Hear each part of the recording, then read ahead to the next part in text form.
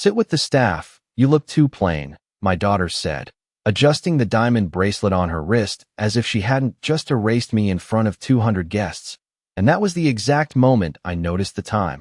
4:19 p.m., glowing on the screen of the banquet hall clock like it had been waiting for me all day. I didn't answer her. I didn't move. I just stood there for a second longer than anyone found comfortable, long enough to feel every pair of eyes slide off me as if I no longer belonged in that room. The Grand Monarch Ballroom was everything Ashley had dreamed of: crystal chandeliers, 12-foot floral arrangements, white marble floors polished so clean they reflected the gold trim on the ceiling. $120,000 for a single afternoon. I would know. I funded most of it, even if no one here would ever admit that out loud. A woman in a black headset, wedding coordinator, probably mid-30s, efficient smile, touched my elbow lightly and said, "Right this way, sir," like I was a late delivery that needed to be redirected. She didn't wait for me to respond. She had a clipboard with printed seating assignments, and my name was already there, typed neatly under Staff Overflow Table. That detail mattered. It wasn't a mistake. It was planned. I followed her without a word, my shoes clicking against marble, past tables dressed in white linen and gold chargers, past men in tailored tuxedos and women who smelled like expensive perfume and quiet judgment. Nobody stopped me. Nobody asked if I was okay.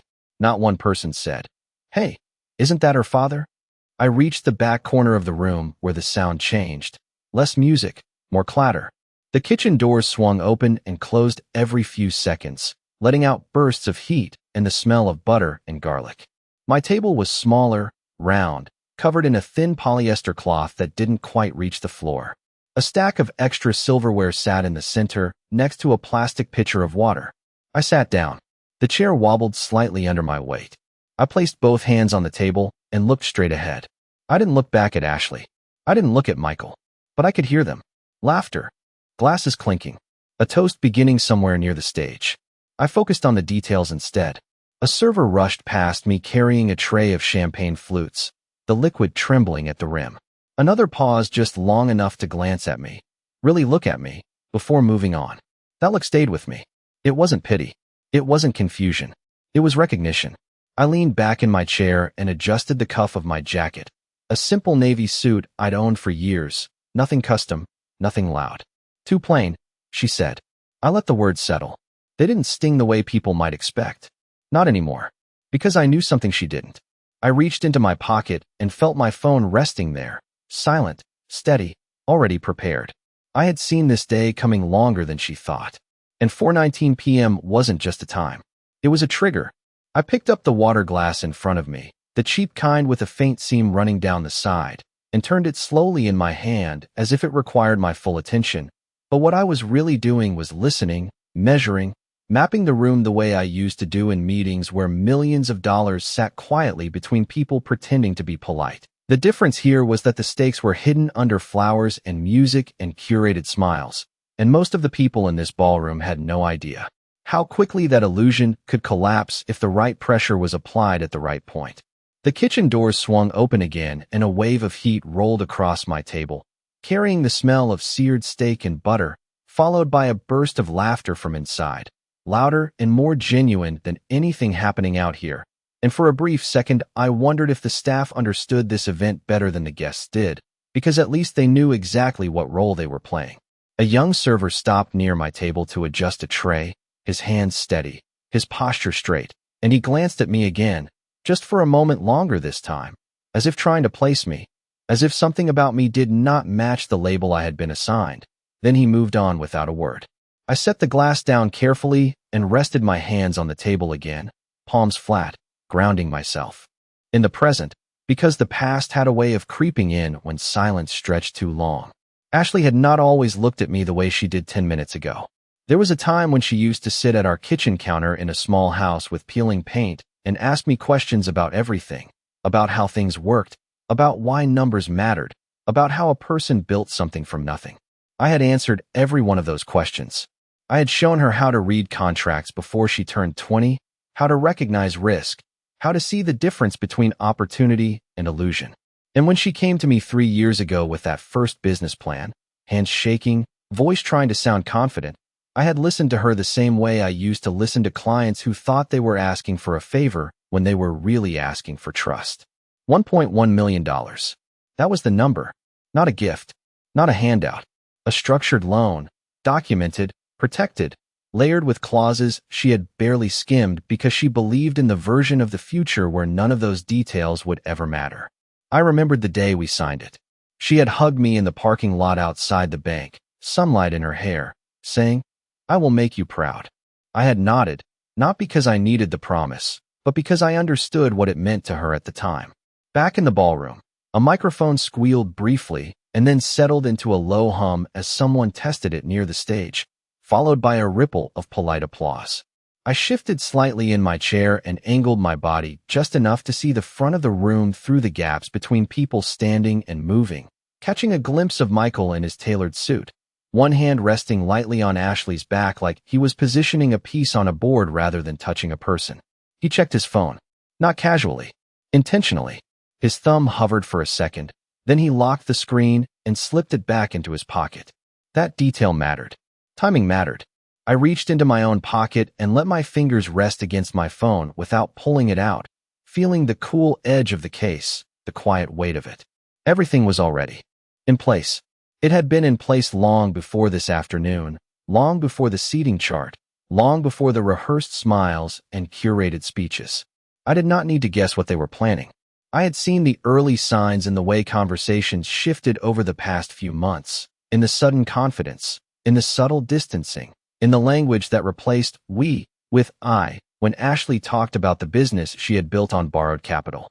Another round of applause broke out, louder this time, followed by the beginning of a speech, a voice rich and practiced, speaking about success and vision and the kind of story people liked to tell when they wanted to believe outcomes were inevitable rather than constructed. I did not react. I did not smile. I simply listened, letting each word settle, not for what it claimed to be, but for what it revealed. Somewhere in the middle of that speech, my phone vibrated once in my pocket, short and precise, the kind of notification that did not belong to social messages or casual interruptions. I did not check it immediately. I let it sit there, unanswered, because I already knew what it would say, and because timing, once again, mattered more than information. I glanced up toward the clock across the room, partially obscured by a floral arrangement, and watched the minute hand move with quiet certainty, closing the distance to the mark I had noticed earlier. 4:19 had not arrived yet, but it was coming. And when it did, nothing in this room would look the same, even if, for a few minutes, everyone pretended it did. The speech near the stage continued, polished and smooth, the kind of voice that knew exactly when to pause for applause and when to lean into a line that sounded meaningful but carried no weight. And I watched as people nodded along, glasses raised, as if they were witnessing something authentic instead of something carefully arranged. Michael stood slightly to the side, angled just enough to stay visible in every photograph. His posture relaxed but controlled, the posture of someone who believed the room belonged to him now. And Ashley stood beside him, smiling in a way that did not reach her eyes, the same smile I had seen in meetings when someone thought they had already secured the outcome before the conversation was finished. Ashley built this from the ground up, the speaker said, voice carrying across the ballroom. And there it was, clean and deliberate, the narrative being placed into the air for everyone to accept without question, and the room responded exactly as expected, a wave of approving murmurs, a few louder claps, a sense of agreement that spread faster than truth ever could. I did not react. I did not correct it. I let it stand, because sometimes the most revealing moment is not when something false is said, but when no one challenges it. A server placed a plate in front of me without making eye contact, a standard entree that did not match the menu being served at the front tables, and I noticed the difference immediately, the smaller portion, the simpler presentation, the absence of the details that made something feel considered, and I almost smiled, not because it amused me, but because it confirmed what had already been made clear. This was not an oversight. It was a classification. I picked up the fork, felt its lighter weight compared to the polished silver I had seen earlier, and set it back down without taking a bite. Across the room, Ashley leaned toward Michael, saying something I could not hear, and he responded with a slight nod, his eyes flicking once more toward his phone before returning to the crowd. And that small movement, repeated, controlled, told me more than any speech could. He was waiting, not for the ceremony, not for the next course, for confirmation, for a message, for something external to align with what they believed they had already secured. My phone rested in my pocket, silent now, but the single vibration from earlier still lingered in my awareness like a quiet signal that everything was proceeding exactly as expected. I shifted in my chair and let my gaze move slowly across the room, not focusing on faces, but on patterns, on who was speaking to whom, on how people positioned themselves, on who held attention and who followed it, the same way I had learned to read a room long before Ashley ever asked me what success looked like. It was never about appearances. It was about control. And control was never loud. It was precise. The speech reached its closing line, something about future growth and shared vision, and the applause that followed was louder, more committed, the kind of applause people give when they feel they are part of something significant, even if they cannot define it. And Ashley stepped forward to take the microphone, her movements confident, practiced, every step measured to maintain the image she had spent years building. I watched her from across the room, from a table she had decided was appropriate for me, and I saw the version of her that the world saw now, composed, successful, independent, and for a brief moment I allowed myself to remember the version that used to sit across from me at a small kitchen table asking if she was making the right decision. She began to speak, thanking people, acknowledging support, naming individuals who had contributed to her journey, and I listened carefully, not for my name, but for the absence of it. Because absence, when intentional, carries more weight than inclusion. She moved through her list with ease, her tone warm, her words practiced, and when she finished without even a glance in my direction, the room did not notice, but I did. I always did. I leaned back slightly and folded my hands together, letting the moment settle fully, letting it become complete, because incomplete moments create doubt, and doubt was not something I needed right now. I reached into my pocket slowly, deliberately, and this time I took my phone out, keeping it low, below the line of sight of most people, and I looked at the screen. One message. Short. Direct. They submitted the transfer request at 3:52 p.m. I read it once, then again, not because I needed to understand it, but because I appreciated the precision of the timing. 3:52. They had moved earlier than I expected, trying to secure their position before the ceremony concluded, before anything could shift, before I could respond. I locked the screen and held the phone loosely in my hand, my thumb resting near the edge, and I looked up at the clock again. The minute hand had moved. It was closer now. Not quite there, but close enough that I could feel the room beginning to tighten around a moment no one else could see. I exhaled slowly, not out of frustration, not out of anger, but out of clarity, the kind that comes when every piece falls into place exactly where it should, and I realized something simple, something that had been true long before this room, long before this day. They thought they were ahead. They thought they had already taken what mattered. They did not understand that they had only just made their move, and I had been waiting for it. I placed the phone face down on the table and let my hand rest over it for a second, not to hide it, but to anchor the moment, because once something begins, it does not slow down just because people are still smiling and raising glasses as if nothing has changed. Ashley finished her speech to a round of applause that felt louder than it deserved, and she stepped back into place beside Michael, who leaned in just enough to say something into her ear, something short, something efficient, and she nodded once, her smile tightening for a fraction of a second before returning to the version everyone else expected to see. That small delay mattered. It told me they were processing something. Not everything. Not yet. But something had reached them. The band shifted into a softer track, something instrumental, designed to keep the atmosphere elevated without pulling attention away from the flow of the evening. And servers began moving again in coordinated patterns, clearing plates from the front tables first, leaving mine untouched just a little longer than necessary. As if even in cleanup, there was an order of importance that had already been decided. I did not call anyone over. I did not ask for anything. I simply sat there and watched the room adjust around a change no one had announced. Across the ballroom, a man in a dark suit stepped slightly away from the main cluster of guests, his phone pressed to his ear, his expression neutral but focused, and I recognized the posture immediately. Not a guest. Not family. Professional. Someone who had just received information. That required verification. He turned his back to the room, pacing once, then twice, before stopping completely, his shoulders tightening in a way that most people would miss. I did not. I shifted my gaze back toward the stage area, where Michael had now taken out his phone again, this time not just glancing at it, but reading something, his thumb moving across the screen, tapping once, twice, then pausing. His jaw tightened. Just slightly. Ashley noticed it. Of course she did.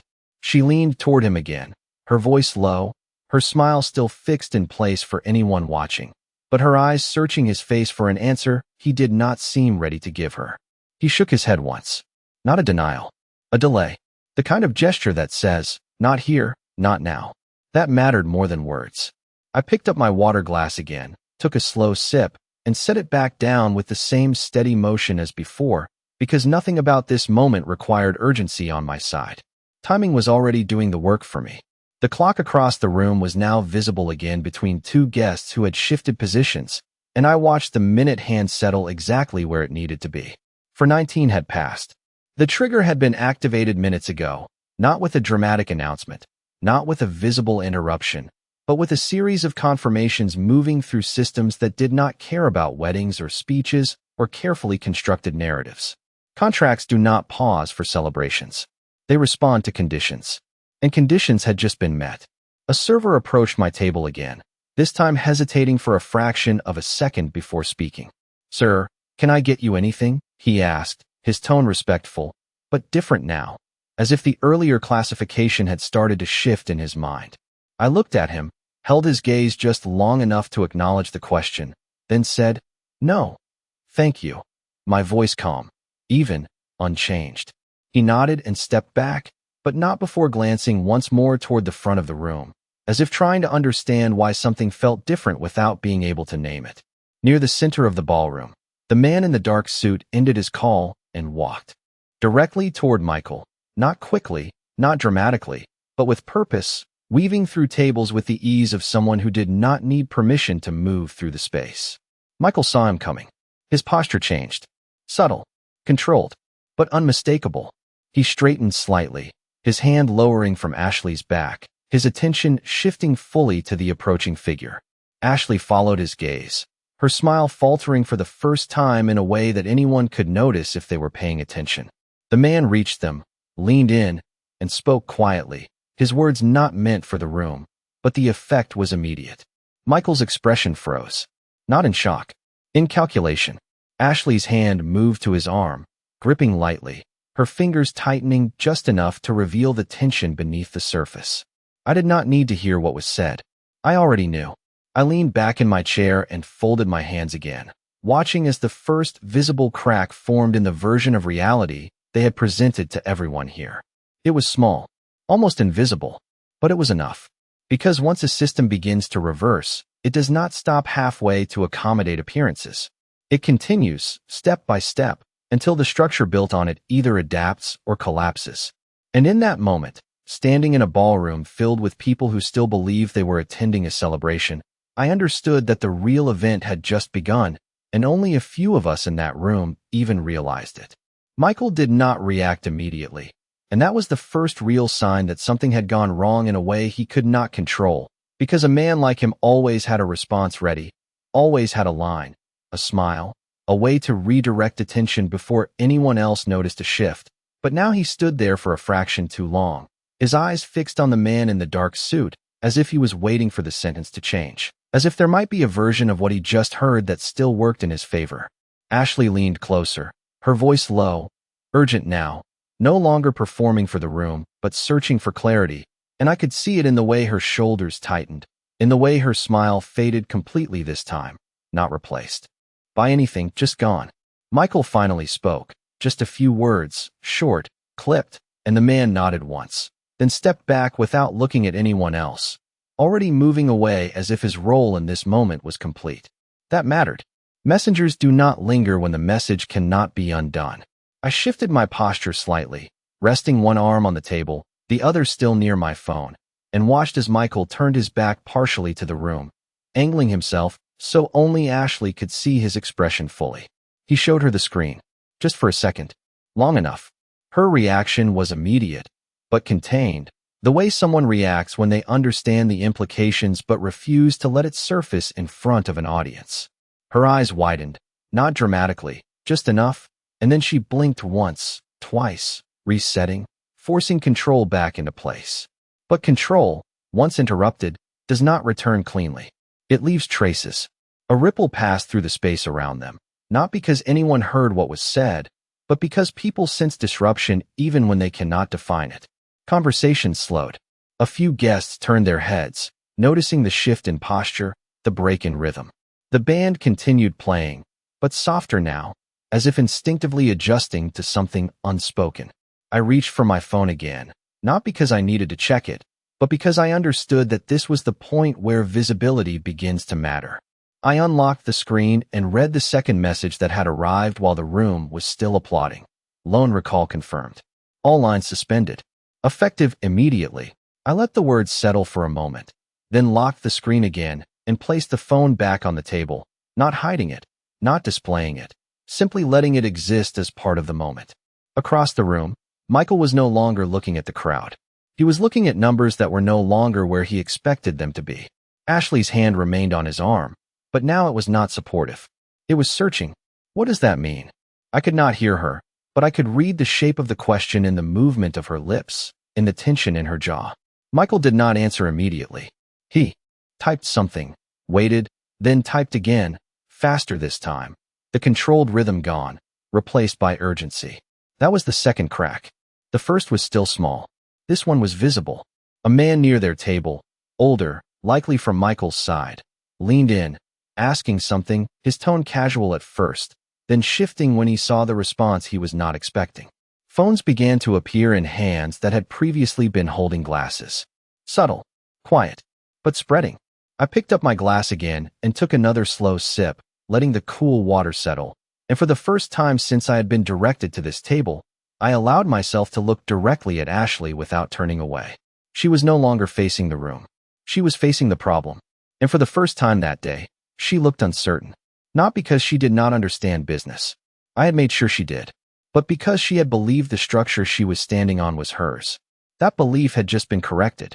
Michael stepped slightly away from her, creating space, not physically large, but enough to signal separation, enough to think, to calculate, to reframe.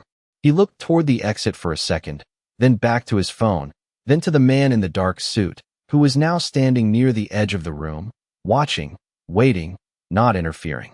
That was the third signal. External confirmation. I leaned back again, folding my hands, and allowed the moment to expand naturally, because forcing it would reduce its clarity. Around them, the room was still pretending. Laughter returned in small pockets. Someone raised a glass. A photographer moved closer, unaware or unwilling to acknowledge that the expressions he was capturing no longer matched the story he thought he was documenting. But at the center of it, where it mattered, everything had shifted, and they knew it. Ashley finally turned, slowly, scanning the room, not for guests, not for attention, but for something else, something she had not needed to look for earlier. And then her eyes found me. Not by accident, not by coincidence. Directly. The distance between us had not changed. The table, the chairs, the space remained exactly as it was. But the meaning of that distance had transformed completely.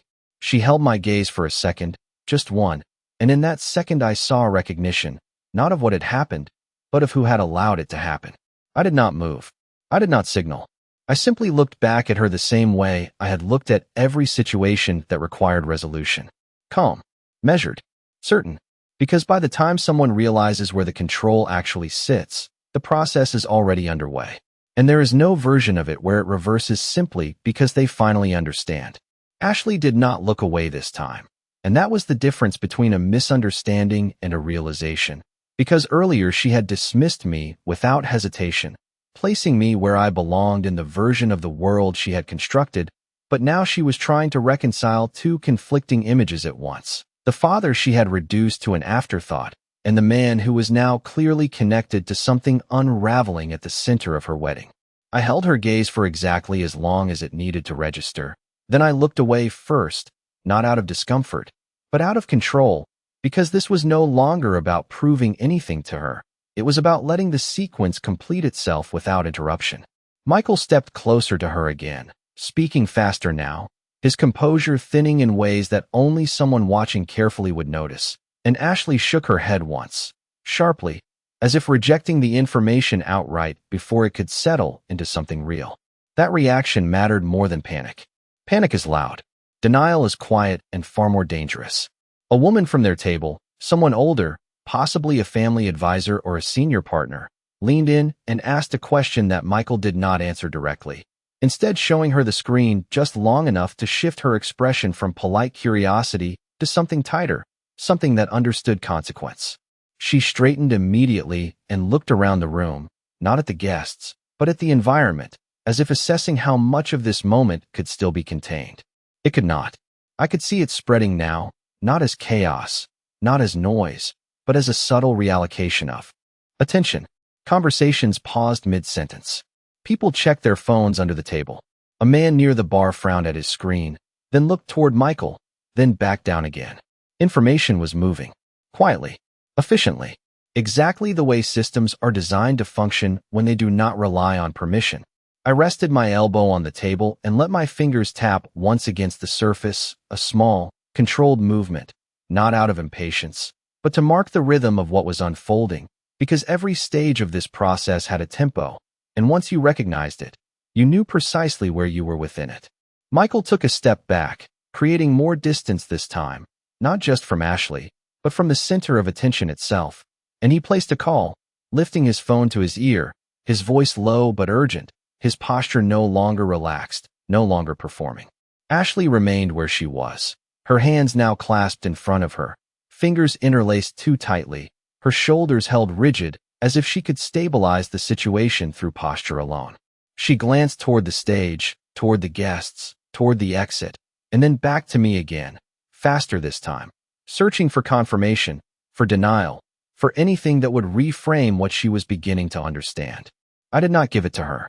I simply remained still, allowing the silence between us to do the work that words would only complicate.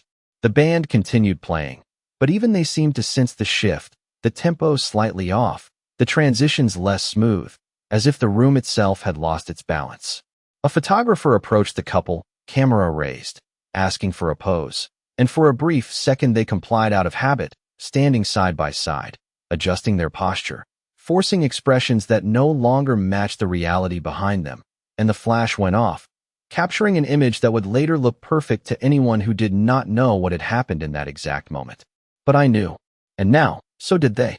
Michael ended his call abruptly, not with a conclusion, but with a realization, and he lowered the phone slowly, staring at the screen as if expecting the numbers to correct themselves, as if systems could be persuaded to reverse simply because the timing was inconvenient. They do not. He turned back to Ashley, his expression no longer controlled, just contained, and he said something that made her inhale sharply, a quick, involuntary reaction that broke through everything she had been trying to maintain.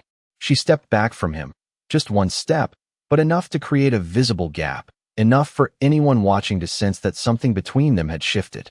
That was the moment the illusion fully fractured. Not publicly, not dramatically, but internally, where it mattered most. I reached for my phone again, unlocked it, and opened the message thread, not to read, but to confirm the sequence. A third message had arrived.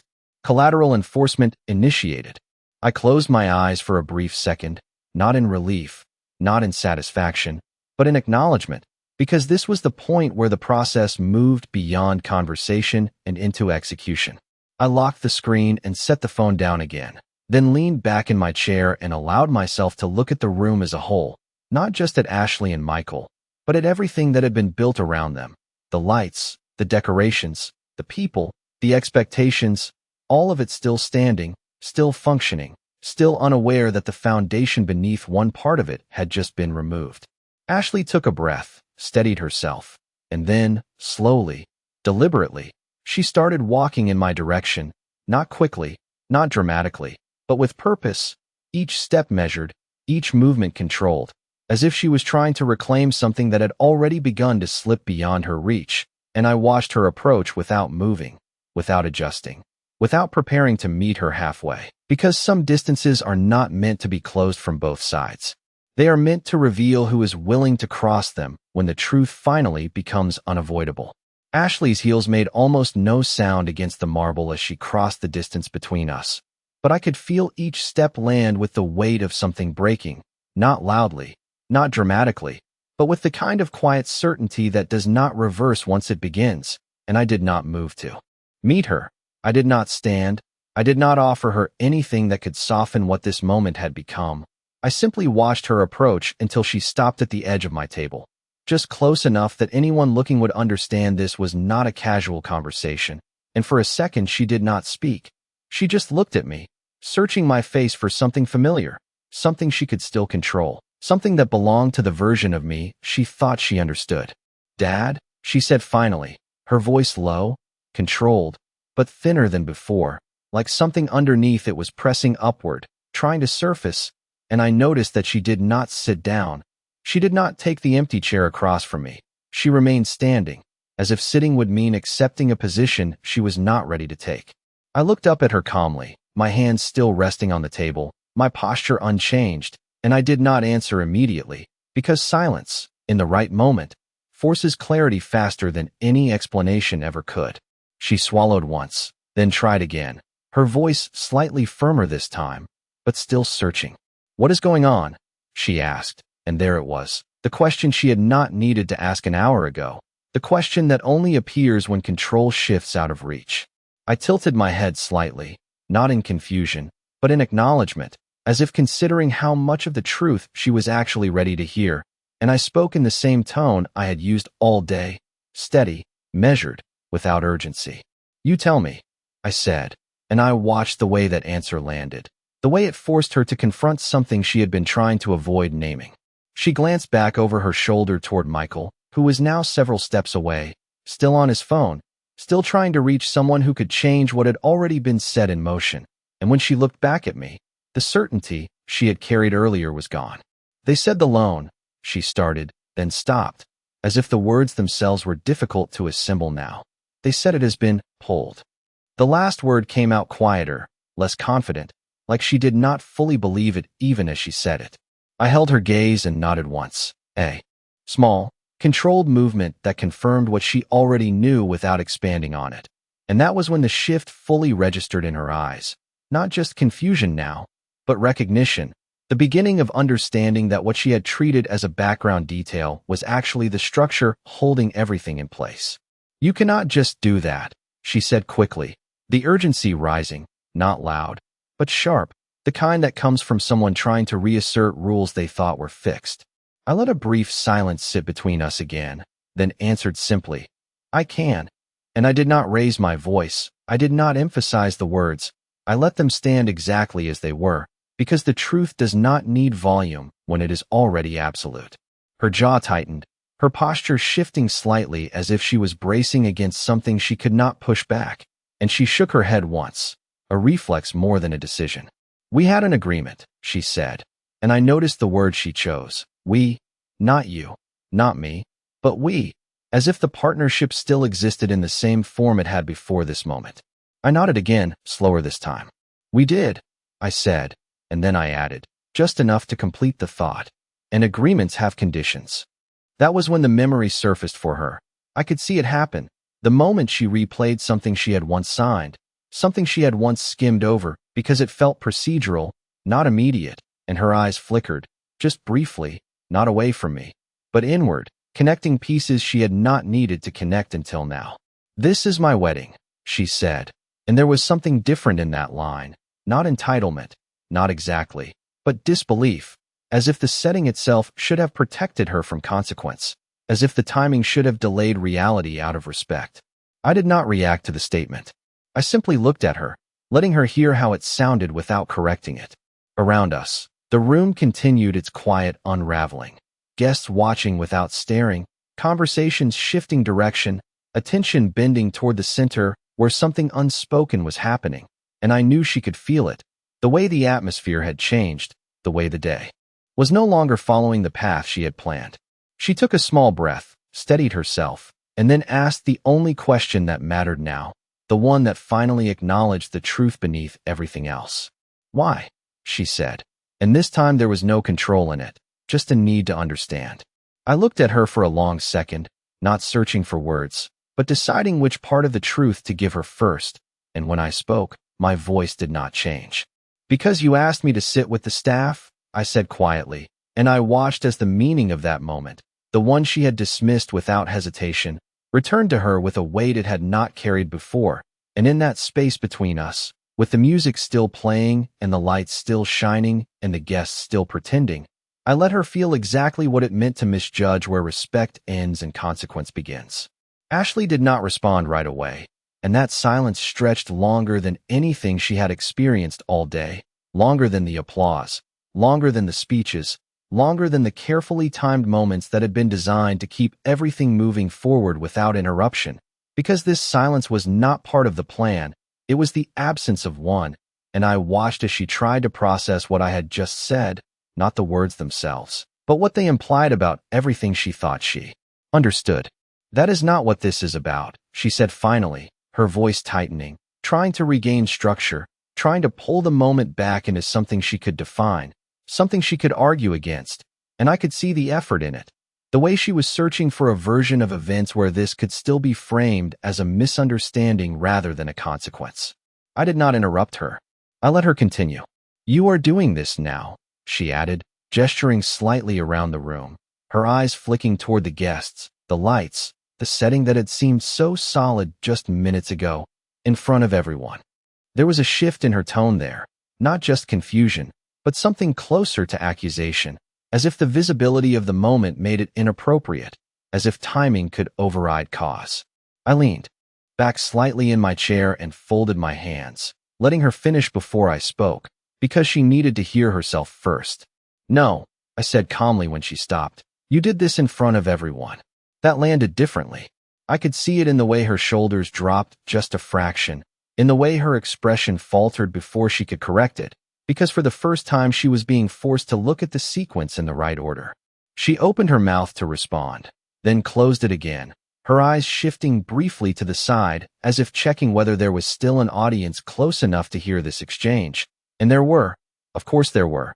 Not close enough to catch every word, but close enough to feel the weight of what was happening, close enough to understand that something was no longer aligned. Behind her, Michael was still moving, still making calls, still trying to find an angle, a solution, a delay, anything that could slow what had already started, and I watched as he spoke to someone with more urgency now, his free hand moving in small, sharp gestures that matched the rhythm of his voice. But even from here I could tell he was not getting what he needed. Ashley followed my gaze for a second, then turned back to me quickly, as if she did not want to give him more attention than necessary, as if she understood that whatever he was doing was not working the way it should. "This will destroy everything," she said, and this time there was no attempt to soften it, no attempt to frame it as anything else, just a statement of impact, direct and immediate. I nodded once, acknowledging the accuracy of it without changing my expression. "It will correct everything," I replied, and I let the distinction sit there between us, because that was the part she had not considered, the idea that what she saw as destruction might simply be the removal of something that had never been stable to begin with. She shook her head again, more sharply this time, her composure slipping in small, visible ways now, her fingers tightening at her sides, her breathing just slightly uneven, and for a second she looked younger, not in appearance, but in the way she reacted. Like the version of her that used to stand in the kitchen asking me if she had made a mistake and waiting for me to fix it. But this was not that moment, and I was not going to step in the way I had before. "You could have talked to me," she said, and that line carried something else beneath it, something closer to regret, or maybe realization, the understanding that there had been a point earlier where this could have gone differently if she had chosen a different approach. I considered that for a second, not because I needed to think about the answer, but because I wanted her to understand it fully when I gave it. "I was right here," I said, my voice still even, still controlled, and I gestured slightly to the chair across from me, the empty space that had been available the entire time, the place she had chosen not to see, not to use, not to acknowledge. Her eyes followed the gesture, then returned to mine, and something in her expression shifted again, deeper this time, not just confusion or frustration, but the beginning of accountability. The recognition that the moment she was standing in did not begin when the loan was pulled. It began when she decided where I belonged. Around us, the room continued to adjust, more guests now openly watching, more phones visible, more attention drawn toward the center of the disruption, and the distance between performance and reality was closing quickly. Ashley took a breath, steadier this time, as if she was trying to reassemble herself before making her next move. And when she spoke again, her voice was lower, more focused, less reactive. "What do you want?" she asked, and there it was. The question that always comes when leverage becomes visible, the question that assumes there is a negotiation, a trade, a way to rebalance what has shifted. I looked at her for a long moment, not because I needed to consider the answer, but because I wanted her to feel the weight of it before I gave it. And when I finally spoke, I did not raise my voice, I did not change my tone. I simply said, "I wanted a seat at my daughter's wedding." And I let that sit there between us, simple, direct, undeniable, because sometimes the most powerful truth is the one that requires the least explanation. And in that moment, with everything around us still standing but no longer stable, I watched as she realized just how small the request had been compared to the cost of ignoring it. Ashley did not answer right away, and this time it was not because she was searching for the right words. It was because she had finally understood that the scale of the moment had shifted beyond anything she could negotiate back into place with a single sentence. And I could see it in the way her posture changed, the way her shoulders lowered just slightly, not in defeat, but in recognition, like someone recalculating a situation they had underestimated. She glanced down at the empty chair across from me again, just for a second, and I noticed the hesitation there, the awareness of what that seat represented now compared to what it had represented earlier. And for the first time since she walked over, she reached for it, pulling it out slowly and sitting down without breaking eye contact, the movement controlled but deliberate, as if the act itself carried meaning she could not ignore anymore. That mattered, not because it changed the situation, but because it showed she finally understood where she should have been from the beginning. Around us, the room had shifted further. The subtle curiosity that had been building was now closer to open attention. Guests no longer pretending not to notice, conversations pausing more often, eyes lingering longer, and even the staff moved differently, quieter, more observant, as if the balance of the event had tilted in a way that could not be corrected with music or lighting.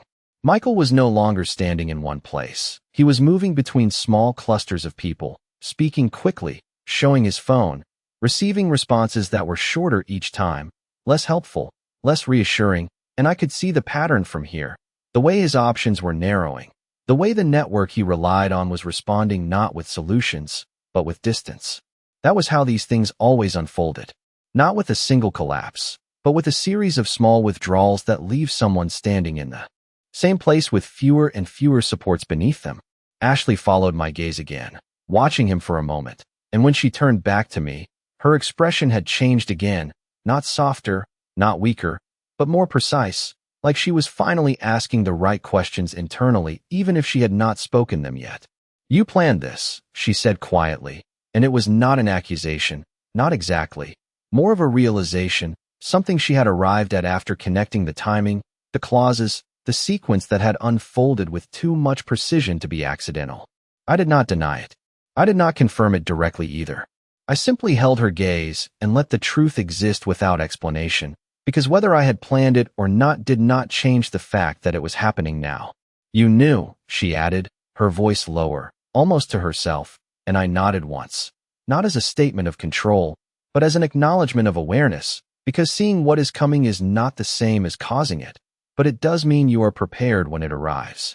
She exhaled slowly, her fingers resting on the edge of the table, tapping once, unconsciously mirroring the movement I had made earlier, and I noticed that detail, the way patterns pass between people even when the relationship has been strained, even when the roles have shifted.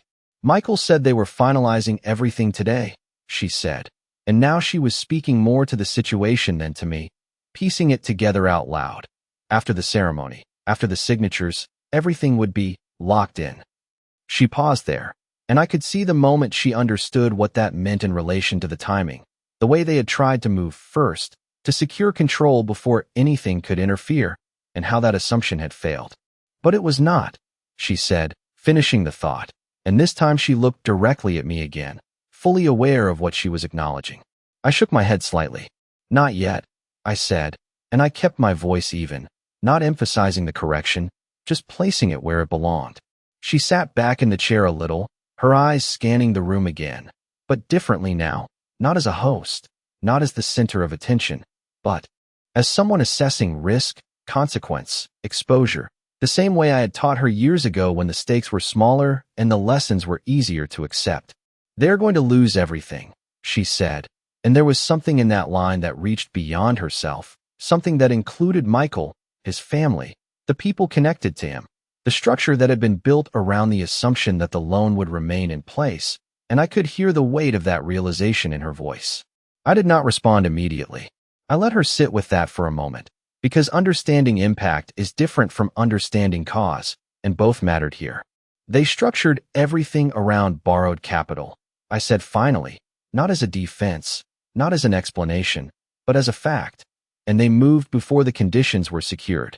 She closed her eyes for a brief second, just long enough to process that, then opened them again, and this time there was no confusion left, just clarity, sharp and undeniable. And you, she said slowly, you were the condition. I met her gaze and did not look away. I was one of them, I replied, because even now, even at this point, accuracy mattered more than emphasis, and the truth did not need to be inflated to be effective. She nodded once, absorbing that, and then her attention shifted again, not to the room, not to Michael, but back to me in a way that was different from before, more direct, more intentional. So what happens now? She asked, and this time there was no attempt to negotiate, no attempt to redirect, just a straightforward question about consequence, about sequence, about what comes next when the structure you were standing on has already begun to move beneath you. And I looked at her for a long moment before answering, because this was the point where understanding turns into outcome, and once that line is crossed, there is no version of the story that goes back to what it was before. Now, I said, and I did not rush the word. I let it sit between us for a moment before continuing, because what comes next is never about speed. It is about sequence. Now it continues, and I watched her expression carefully, not for reaction, but for understanding, because there is a difference between hearing an answer and recognizing what it means. Ashley did not interrupt this time. She did not try to redirect. She simply waited, her eyes steady on mine, and that was new. That was the first time in this entire exchange that she had stopped trying to control the direction and started listening to the structure itself. The recall is not the end, I said, keeping my tone even. It is the beginning of enforcement. And I saw the words register, not emotionally, but logically, the way I had taught her to process information when the stakes were high. Around us, the room had shifted further into awareness, not loud, not chaotic, but attentive. The kind of attention that builds when something important is happening just beneath the surface, and people can feel it even if they do not have all the details.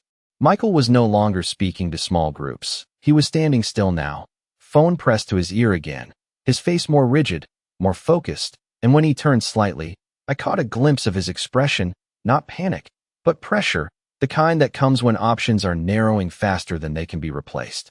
Collateral, Ashley said quietly, almost to herself, and I nodded once, acknowledging the direction of her thinking without interrupting it. Everything tied to that line, I confirmed, and I let her connect the rest, because she knew what had been structured, she knew what had been leveraged, she just had not expected it to move. Her fingers tightened slightly against the edge of the table, then released, then tightened again, a small cycle of control and loss repeating in a way that mirrored the larger situation unfolding around her. He said they diversified it, she added, her voice still low, still controlled, but with a sharper edge now, as if she was testing the assumption out loud, trying to find stability in something she had been told. I shook my head slightly, not dismissing the idea, but clarifying it. They distributed it, I said. That is not the same as securing it, and I watched as that distinction settled in. The difference between spreading risk and removing it, the difference between movement and protection.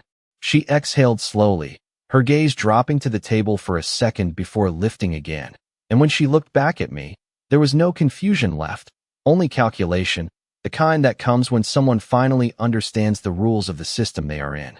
How long? She asked, and this time the question was precise, not emotional, not reactive, just focused on timing, on sequence, on the progression of what had already begun. I glanced briefly toward the clock, not because I needed to check it, but because it anchored the answer in something visible. Minutes for the notifications, I said, hours for the adjustments, days for the consequences, and I did not expand on it, because she did not need more than that. She understood how timelines expand as impact moves outward. Behind her, Michael ended his call again, more abruptly this time, and he looked across the room, scanning, searching, until his eyes landed on us. And for the first time, he did not look through me. He looked directly at me, his expression hardening in a way that suggested he was starting to understand where the control actually sat.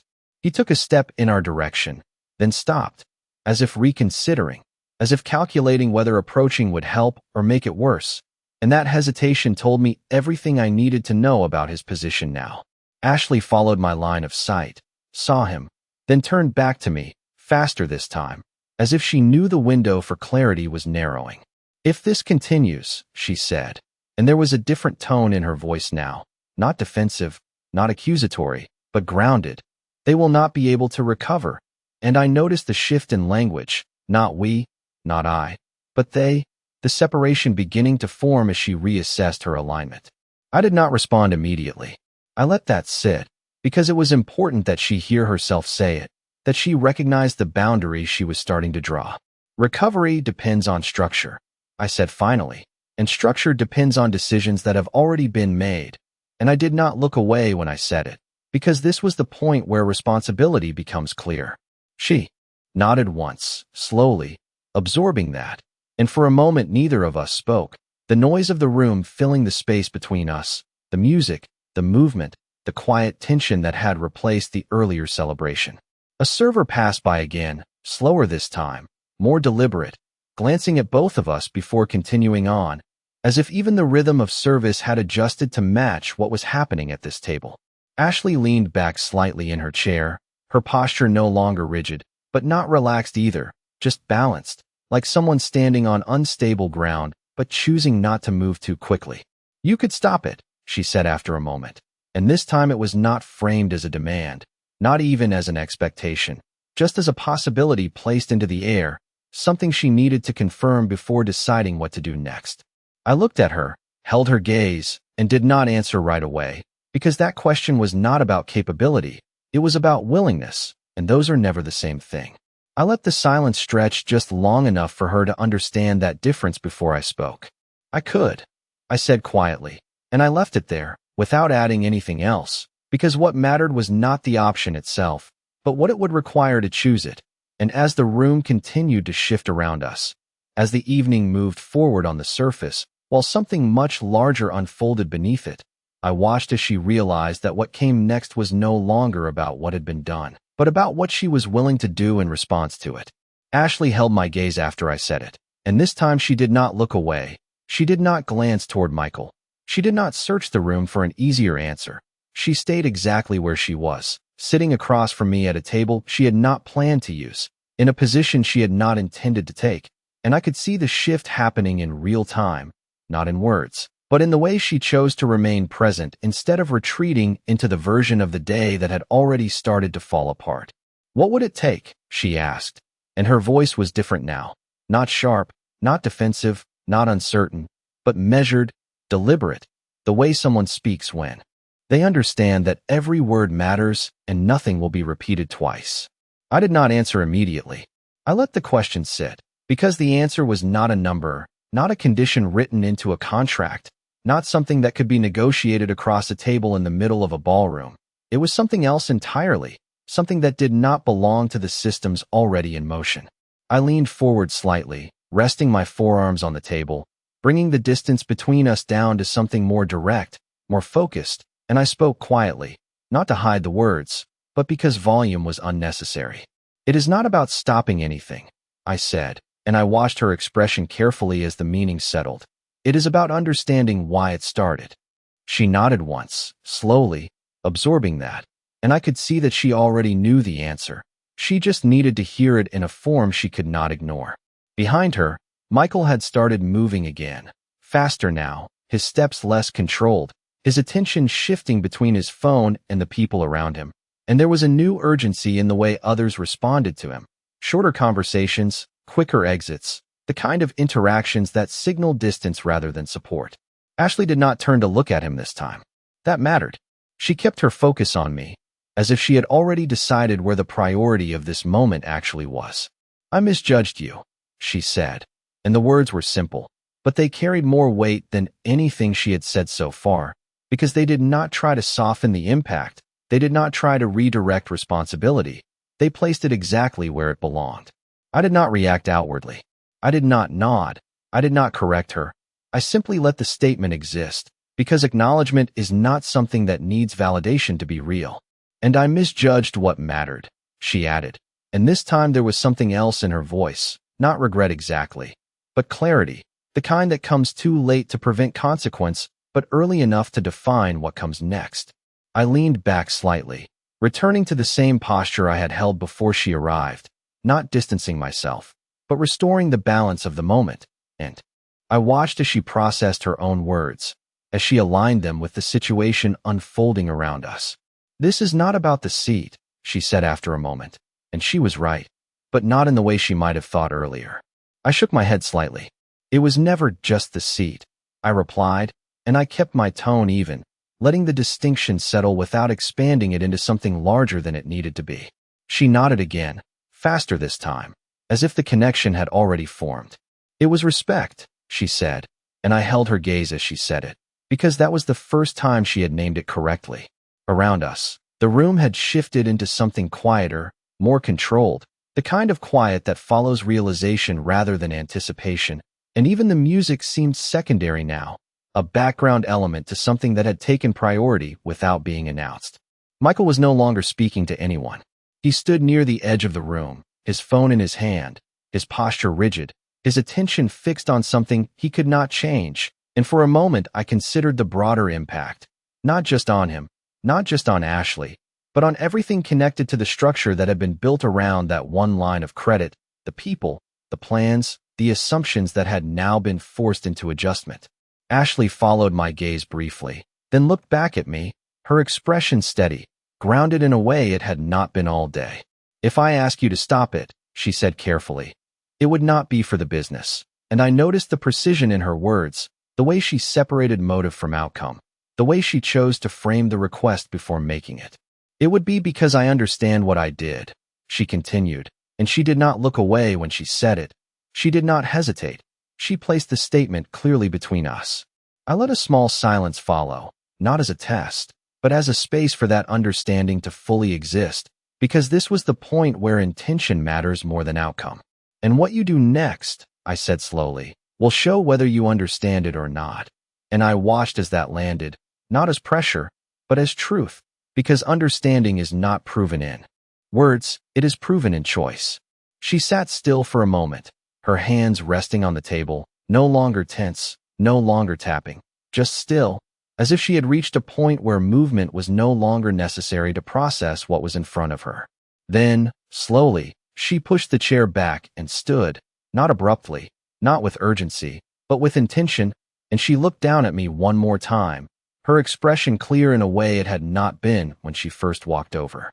"Then I will show you," she said quietly, and without waiting for a response, without looking back toward the center of the room, she turned and walked away from the table, not toward Michael, not toward the stage, but in a direction that suggested she had already decided what her next action would be.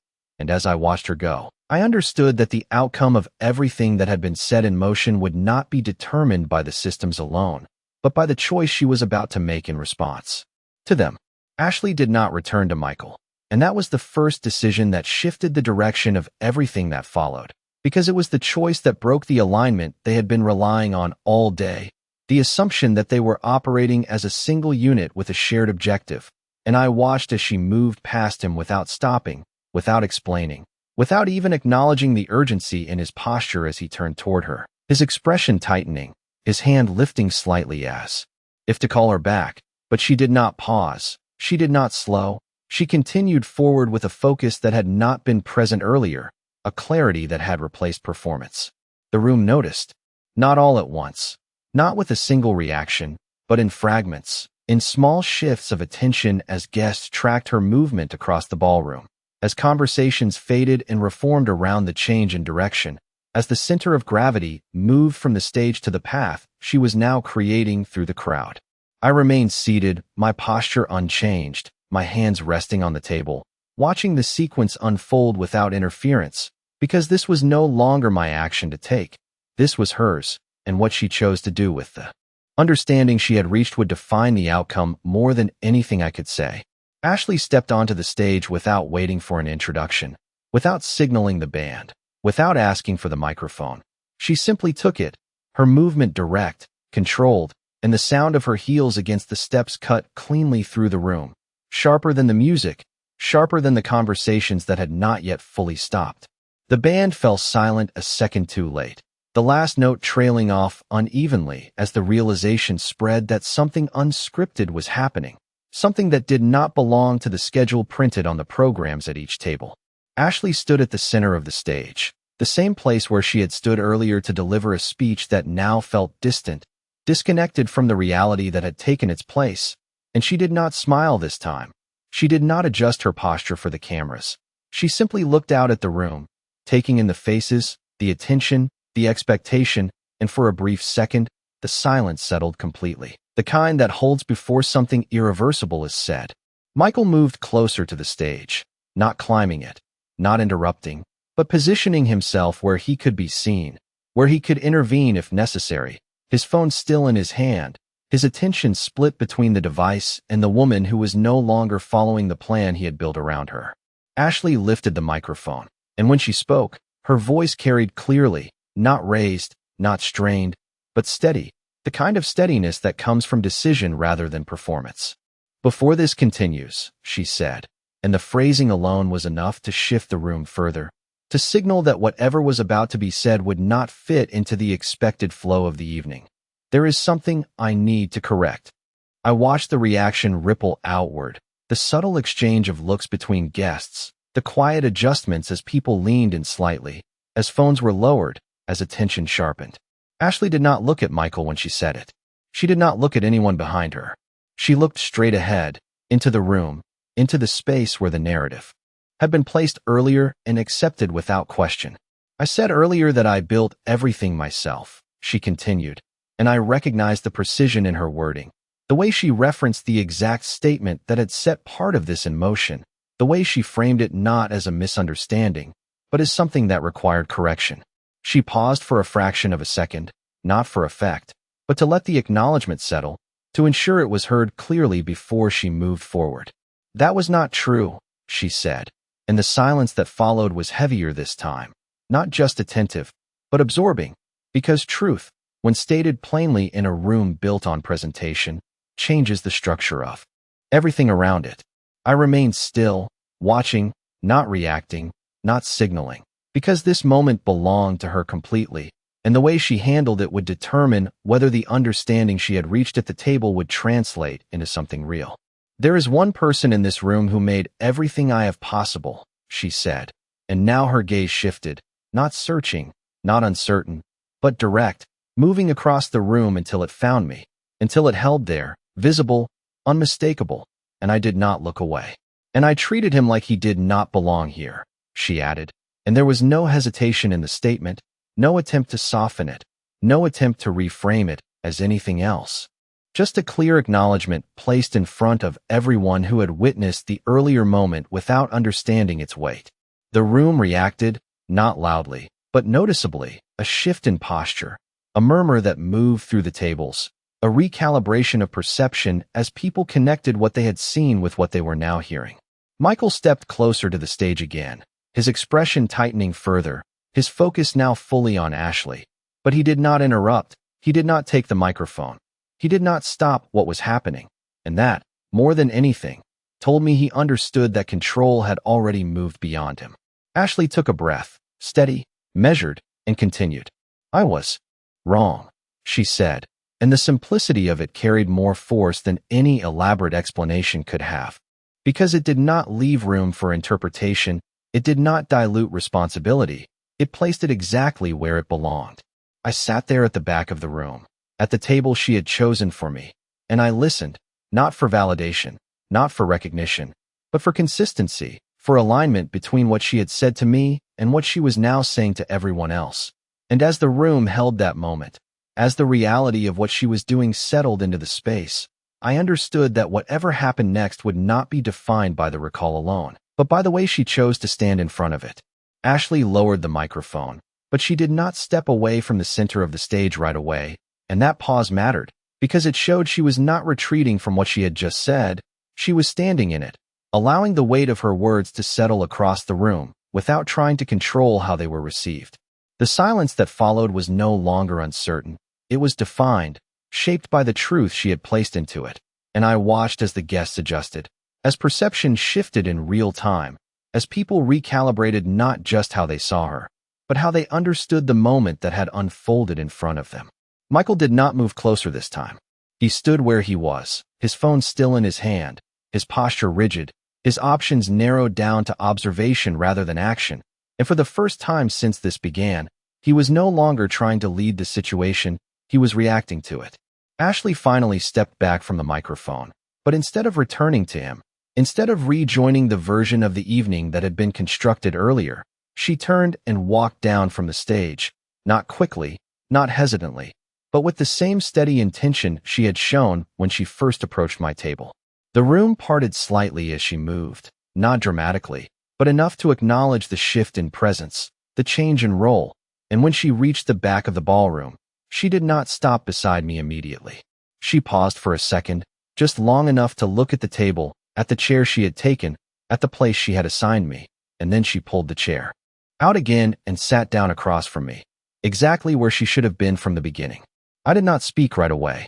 I let the moment settle, because this was not about filling space with words, it was about recognizing what had already been done.